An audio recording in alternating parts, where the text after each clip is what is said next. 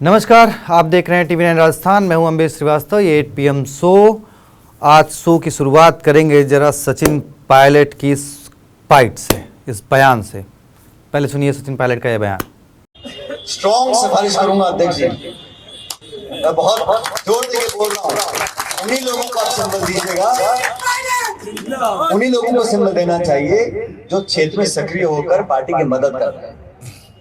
बाकी आपके मेरे पीछे तो बहुत लोग हैं, राजू किशन से आने वाले लोग थे, हमको तो रखो, लेकिन जो क्षेत्र में काम करे। और मैं इसलिए कह रहा हूँ, ये फॉर्म भरना भरवाना किसी एक व्यक्ति, आप पीएलए हैं, आपको पूरी टीम चाहिए, पूरा सपोर्ट सिस्टम चाहिए, संसाधन आने जाने के लिए। हम सब लोग जो पार्टी कार्यकर्ता हैं, पदाधिकारी हैं, हमारी कार्यकारिणी बहुत हट्टी मोटी कटी है, तो वो पूरी कार्यकारिणी के लोगों को लगाओ, प्रभारी लगाइए, और एक पीएलए की मदद करने के लिए हम 5-6 और लोग लगाने को तैयार हैं, क्योंकि टीम वर्क से काम होता है। किसी एक पे हमने टोपी रखी वो घूमता ऐसा नहीं, सब मिलकर करेंगे, क्योंकि सबका लाभ है इसके अंदर। जो चुनाव लड़ेगा पार्षद का, जो चुनाव लड़ेगा सीआरडीआर का, जो चुनाव लड़ेगा सरपंच का, जो चुनाव लड़ेगा विधायक का, हम सबको मिलकर करना है, लेकिन प्रक्रिया को समझना बहुत जरूरी है। सचिन पायलट गुस्से में भी हैं और आईना भी दिखा रहे हैं कि अब किसी नेता के पीछे लगने से टिकट नहीं मिलेगा, सिर्फ मेवा खाने के लिए टिकट नहीं मिलेगा, आपको धरातल पर काम करना पड़ेगा। और ये बात उन्होंने ये भी कहा कि इस चीज़ को लेकर वो अध्यक्ष जी से बात करेंगे, मतलब गोविंद सिंह डोटासरा से बात करेंगे कि आने वाले निकाय और पंचायत चुनाव में टिकट उन लोगों को मिले जो ग्राउंड पर काम कर रहे हैं। तो अब ये संदेश, ये संकेत किन लोगों के लिए है और किन लोगों के लिए अच्छी खबर है, ये समझना बहुत ज़रूरी है। देखिए, अभी चर्चा हो रही थी कि गोविंद सिंह डोटासरा बदले जा सकते हैं, क्योंकि 2020 में वो उस वक्त प्रदेश अध्यक्ष बनाए गए जब सचिन पायलट ने बगावत कर दी गई थी, उनको अध्यक्ष पद से हटा दिया गया था, तब जो है गोविंद सिंह डोटासरा को कमान दी गई थी। तो पहले ये था कि भाई ठीक है, विधानसभा के चुनाव हो जाएंगे, उसके बाद देखा जाएगा, क्योंकि कांग्रेस पार्टी उस चुनाव में हार भी गई, सरकार सत्ता गंवानी पड़ी। फिर ये हुआ कि भाई इसके बाद लोकसभा के चुनाव हैं, लोकसभा के चुनाव का इंतज़ार किया जाए, उसके बाद बदलाव किया जाए।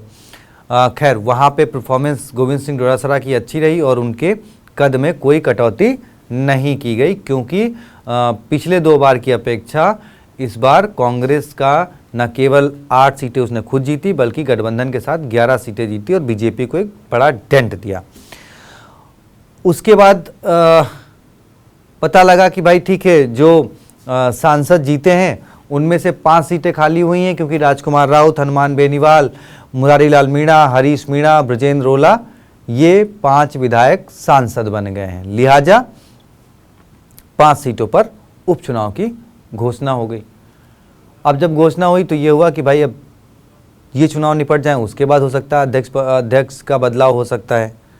वहाँ पर झटका लगा फिर से, और हुआ क्या कि कांग्रेस जो कि अपने गढ़ की भी 2 सीटें नहीं बचा पाई, एक हरीश मीणा की देवली उनियारा और दूसरी झुंझुनू की ब्रजेंद्र ओला वाली जो सीट थी वो कांग्रेस नहीं बचा पाई, और वहाँ पर बीजेपी ने अपना परचम लहरा दिया। कई सालों बाद सवाल फिर खड़े हुए कि क्या अब डोटासरा जी बदले जाएंगे। खैर, इसके बाद ये चर्चा लगातार चलती रही, लेकिन बीते दिनों ही जब सचिन पायलट ने कहा कि जो काम आपने किया है वो अगले 20 सालों तक याद रखा जाएगा, तो फिर ये चर्चा हुई कि क्या भाई अब सचिन पायलट का साथ मिल गया है डोटासरा को, और वो जो एक टैग था गोविंद डोटासरा पर कि वो भाई पायलट गहलोत खेमे के हैं, वो हट गया है। अब कांग्रेस एकजुट है, और उसका नतीजा यह है कि 2028 में कांग्रेस को एक साथ चुनाव लड़ना है और जीतना है। देखिए, इसमें एक फैक्टर ये भी है, बीजेपी ने जब सतीश पुनिया को प्रदेश अध्यक्ष पद से हटाकर सीपी जोशी को कमान सौंपी थी, तब एक बड़ा सवाल हुआ था कि भाई जाट नेता को बीजेपी ने साइडलाइन किया। उसका कवर अप बीजेपी ने कई अन्य तरीकों से किया और उसका खैर खास नुकसान हुआ नहीं। लेकिन यहाँ पर कांग्रेस को शायद ये डर है, क्योंकि कांग्रेस में ये आरोप कांग्रेस में रहते हुए ज्योति मिर्धा ने लगाए थे कि भाई जाट नेताओं की राजनीतिक हत्या करवाते हैं अशोक गहलोत। उसके पीछे मैंने कई सारे कारण आपको पहले ही बताए थे कि कैसे परसराम मदेरणा मुख्यमंत्री बनने वाले थे, लेकिन अशोक गहलोत अचानक से मुख्यमंत्री बन जाते हैं और कहा जाता है कि जाट समाज ने एक तरफा वोट कांग्रेस को दिया था वो।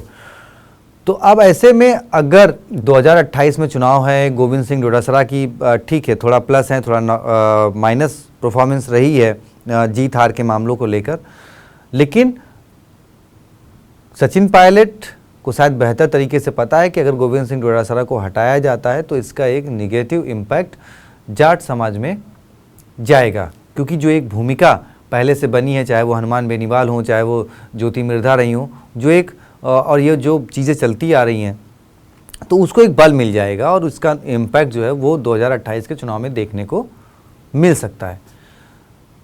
तो इसलिए फिलहाल डोटासरा जी ही कंफर्टेबल कैपेबल हैं 2028 तक के चुनाव के लिए। तो मुझे नहीं लगता कि अब कोई बदलाव होगा। और सचिन पायलट को क्योंकि अब सर्व समाज का भी साथ चाहिए और सबका साथ चाहिए। देखिए 2020 में जब सचिन पायलट ने बागी रुख अख्तियार किया, ठीक है उन पे आरोप लगे कि वो सरकार गिराना चाहते हैं, वो बीजेपी के साथ मिले हुए हैं, लेकिन जितना मैंने उनके बयानों को, उनकी स्पीचेस को, उनके उस 1.5 साल के कार्यकाल को देखा और समझने की कोशिश करी, तो उनके अक्सर बयानों में यही बात रहती थी कि भाई हमने जो 4.5 साल सरकार पे आरोप लगाए हैं, वसुंधरा राजे सरकार पे, उनकी जांच हो, और साथ ही जो कार्यकर्ताओं ने मेरे साथ सड़क पर लाठियां खाई हैं उनको अब उनकी पद पे नियुक्ति होनी चाहिए, राजनीतिक नियुक्तियां जो हैं वो होनी चाहिए, तो इसमें उनको भाग मिलना चाहिए। 1.5 साल तक वो इंतजार करते रहे, जब चीज़ें नहीं हुई तो अपने समर्थित विधायकों के साथ वो मानेसर चले गए। 1-1.5 महीने का खूब ड्रामा चला, खूब आरोप प्रत्यारोप लगे, पायलट जी को उनके पदों से हटा दिया गया, अध्यक्ष पद से भी हटा दिया गया।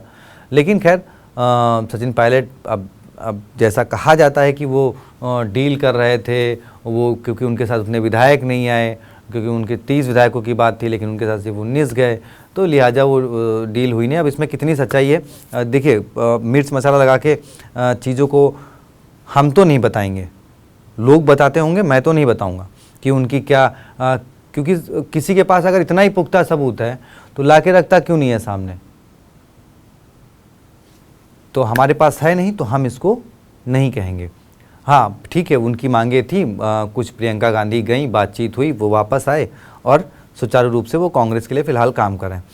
लेकिन अब सचिन पायलट 28 की प्लानिंग इस तरीके से कर रहे हैं कि चाहे वो गोविंद सिंह डोटासरा हों, चाहे वो गहलोत के समर्थित विधायक हैं, उनकी भी नाराज़गी नहीं लेनी है, प्लस पार्टी से इतर जो नेता हैं, जो लोग हैं, उनसे भी नाराज़गी नहीं लेनी है, ताकि 2028 में अगर ज़रूरत पड़ती है तो उन लोगों का साथ मिल जाए। आपको याद होगा 2018 में जब राजस्थान में मुख्यमंत्री बनाने की बात आई तो अशोक गहलोत के पास न केवल अपने कांग्रेस के लगभग 70 विधायकों का समर्थन था, उसके इतर उनके पास 12 निर्दलीय, 6 बीएसपी और आरएलडी के 2 विधायक, उसके अलावा बीटीपी, उस वक्त जो अब बीएपी है उससे पहले बीटीपी हुआ करती थी, उसके विधायक और 1-2 छोटे, मतलब कुल मिला के करीब 20-22 विधायक जो है ना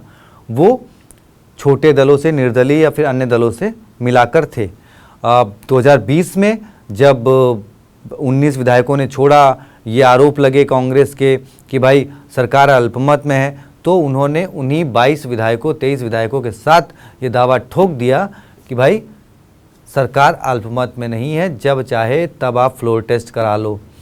खैर उसके बाद जब सचिन पायलट लौट के आए उसके बाद फ्लोर टेस्ट भी हुआ। फ्लोर टेस्ट में पता लगा जो बीजेपी ये दम्भ भर रही थी कि हाँ सरकार अल्पमत में है, फ्लोर टेस्ट करा लेना चाहिए, ये है वो है, पता लगा उनके ही 5 विधायक विधानसभा से गायब हो गए। वो बात अलग है, उन्होंने बाद में नोटिस जारी किया, सब कुछ किया, लेकिन जब फ्लोर टेस्ट की बारी आई तो उनके ही 5 विधायक विधानसभा से गायब हो गए और गहलोत सरकार ने अपना बहुमत वहाँ पर साबित किया।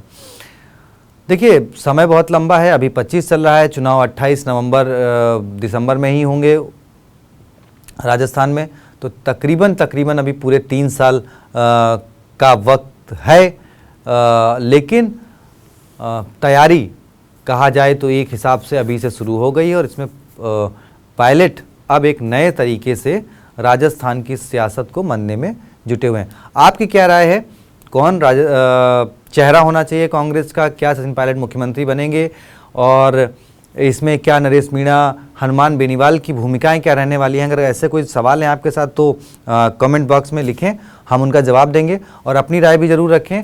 वीडियो को ज़्यादा से ज़्यादा शेयर करें।